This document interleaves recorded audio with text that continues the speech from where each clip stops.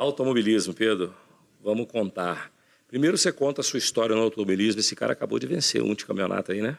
Isso, a gente ganhou 2 etapas da GT Series, né? Correndo na categoria GT4. GT Series é a Mercedes AMG GT Series, é isso? GT4. GT4. Isso, exatamente. É um modelo de carro, né? Que é uma categoria mundial, né? Então você tem ali um regulamento e aquele carro, ele está então dentro daquele regulamento para ser um GT4 e tem o GT3, que é um carro mais potente, né?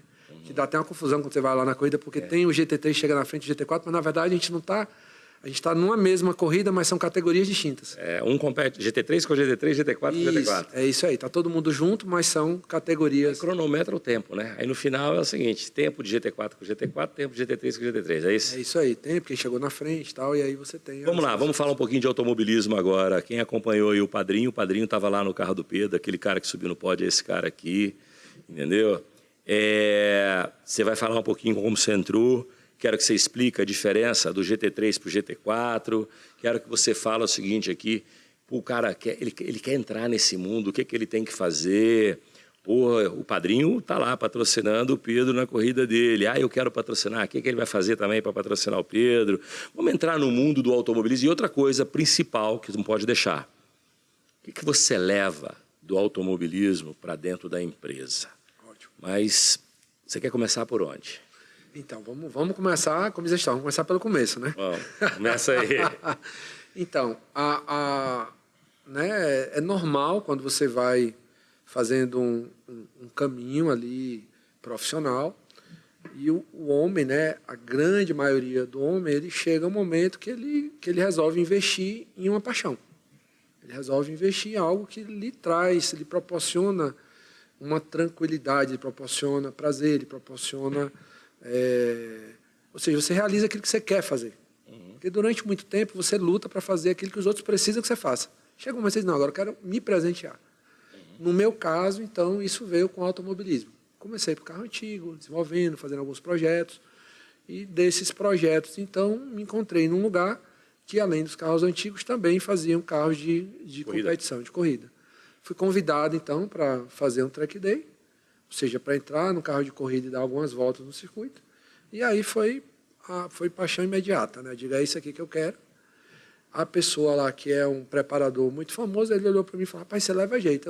Eu fiquei na dúvida se eu levava jeito mesmo, se era... Deixa eu contar um negócio, esse cara vai ter que falar disso também.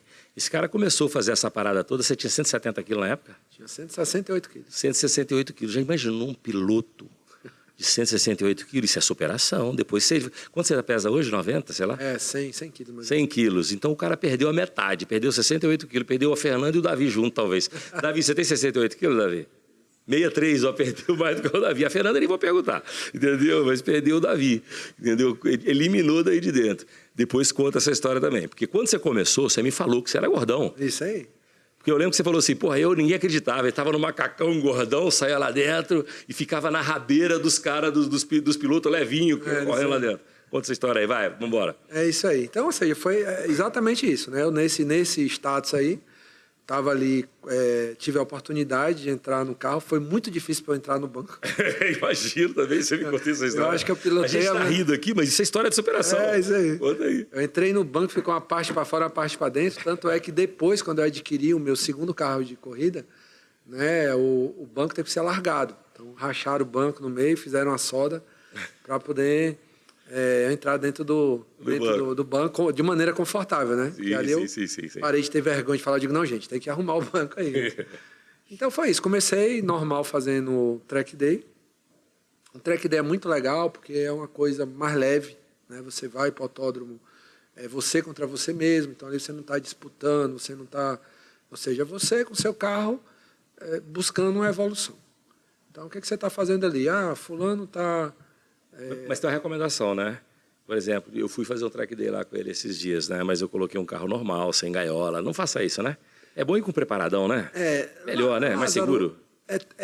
Vamos dizer que o que você fez é o início. Você foi com um carro que é um carro esportivo, dá para entrar no circuito, e ali acende a chama. Eu digo, não, poxa, eu quero começar no autódromo. Mas você entende que, na verdade, para estar no autódromo, você tem que estar preparado. O ideal é ter um veículo preparado para aquilo, né?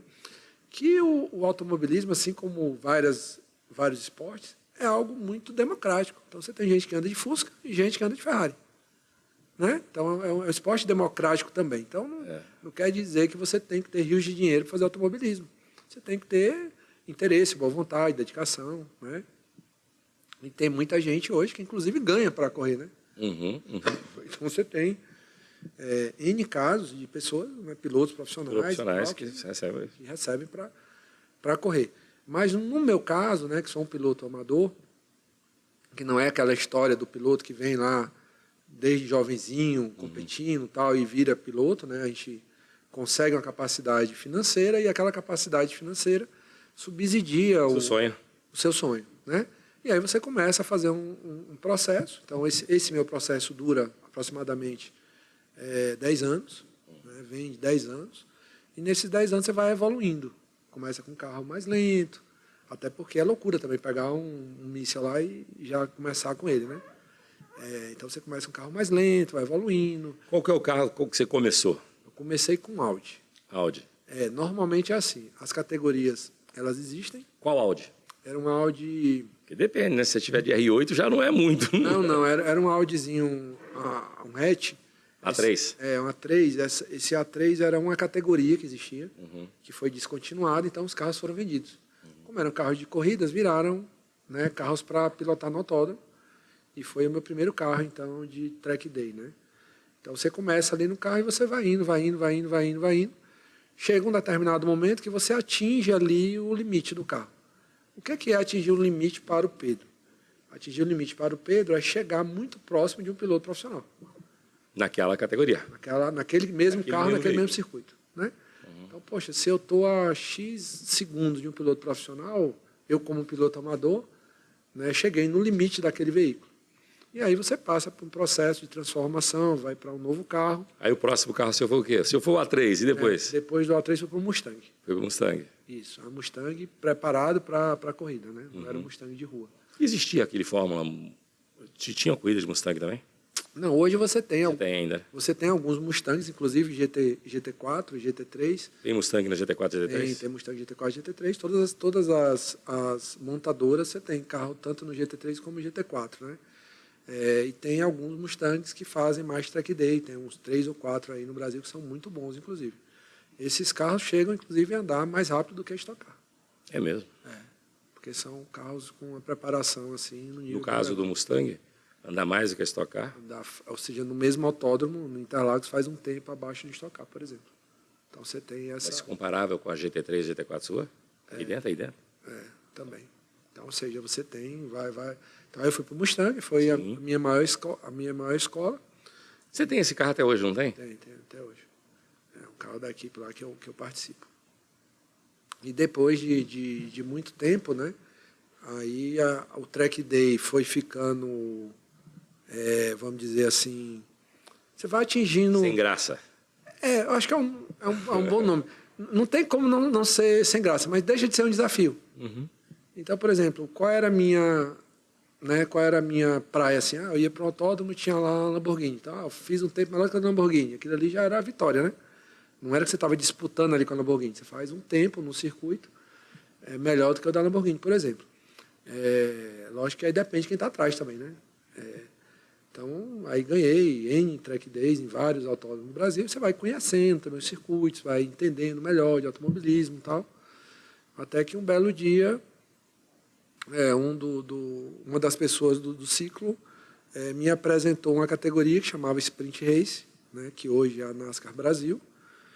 E eu fui, né, em Curitiba, onde era a sede da NASCAR, e pude experimentar, né, um carro de porte maior de corrida, assim, né? E aí já se preparar para... Qual era esse carro? Era um NASCAR, né? NASCAR. Na verdade, ele é um carro de corrida mesmo, ele não é uma marca de carro.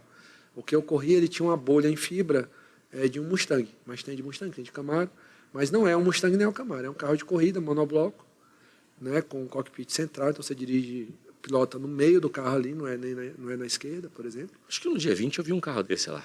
Pode ser.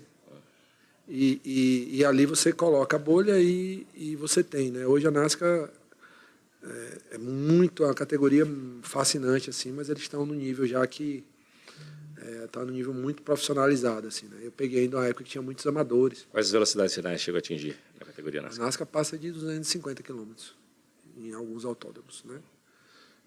E aí eu me sentei no carro e aquela velha história, qual o tempo que você virou? O tempo que você virou, para quem nunca andou no carro, né, não vai passar muita vergonha, né? Resumindo a história, na primeira corrida eu levei uma volta, né, dos caras. Então, ou seja, não passar muita vergonha é levar uma volta. Entendi. Levar uma volta na primeira corrida, né? Se eu for lá, vou tomar 10. É isso aí. E aí fui devagarzinho, né, galgando meu espaço, aprendendo, entendendo. Aí tem toda a equipe, ou seja, é uma coisa meio complexa. E aí você vai entendendo, então, o limite, o que é, o que não é e tal, os pontos de frenagem, aceleração, técnicas de pilotagem, aí você vai evoluindo. E aí eu consegui, então, evoluir bem na NASCAR, ganhei vários segundos lugares, alguns terceiros lugares. E, infelizmente, meu período de NASCAR acabou e eu não consegui conquistar a vitória na NASCAR, que era o meu objetivo, mas estava muito próximo de alcançar uma vitória na categoria M. Então, a NASCAR ela era dividida, na época, em 3 categorias. A categoria Pro, pilotos que tinham campeões e tal, né, pilotos que pilotaram a vida toda. Tinha a categoria Pro M, que eram pilotos intermediários. E a categoria M, né, que era a categoria que eu fazia parte, que eram ali 7 carros. Dos 7 carros, então, eu cheguei algumas vezes em segundo lugar. Foi bem legal. Da NASCAR, então, eu interrompi o automobilismo por algumas questões. E surgiu, então, um projeto, né, desses veículos, são Mercedes, categoria GT4, em 2 categorias simultâneas. Então, você tem o GT4 correndo na MG Cup, que aí são os carros GT4 junto com Mercedes C300 e a MG, que estão migrando para uma nova configuração. Mas como é que um carro da C300 vai estar na mesma pista do que o seu AMG GT? Então, A diferença é muito brutal. É diferença de mais de 20 segundos por volta. É. Mas, ou seja, foi uma composição que a categoria optou, né, em vez de quebrar a corrida, fazer um espetáculo mais bonito, com mais de 40 carros no grid. Mas, realmente, é um desafio muito grande. Porque o cara te atrapalha. O fato do cara atrapalhar não é nem um problema, é do risco mesmo, né? Risco. Porque você várias vezes, mas isso hoje, Lázaro, é impressionante. Você vai, por exemplo, na Império Endurance, que é uma categoria, né, gigante no Brasil, e os caras de GT3 no carro que eu corro, ou de GT4 no carro que eu corro, ele leva a volta dos protótipos, né, que são os carros que são Ligiers, e tem alguns protótipos nacionais. Então o cara está no carro no nível que eu estou e leva lá 2, 3, 4 voltas, né? Então, ou seja, isso acontece no automobilismo. Uhum. É uma coisa normal de ter esse mix de potência de veículos. E você, como piloto, tem que saber lá. Esse final de semana agora vai ter um ensaio aí, que é para as 200... vai ter as 1000 milhas de Interlagos, que é um evento bem conhecido, e tem 4 provas ao longo do ano, que é como se fosse uma preparação, né? Certo. Então vai ter uma prova de 2 horas de duração, que eu vou fazer parte. E ali você vai ter todo tipo de carro. Você vai ter GT4, vai ter alguns carros protótipos, vai ter, enfim, todo tipo de carro ali misturado, porque no final são várias categorias rodando juntas, né? E aí surgiu então essa oportunidade. Só que isso prova mais a habilidade do piloto, não? Mais habilidades. Meu amigo, você está com um carro mais lento na frente, você tem que ultrapassar e tal. É isso aí. É complexo, não é simples, né? Mas uns negócios é meio assim, né, Lázaro? Quando a gente chega em um determinado momento da vida, que você tem que andar com todo tipo de gente, né? Então você está competindo com Ferrari, com McLaren, está competindo com Fusca, paralelamente. Então você tem que saber entrar ali e fazer o seu melhor nesse ambiente, né?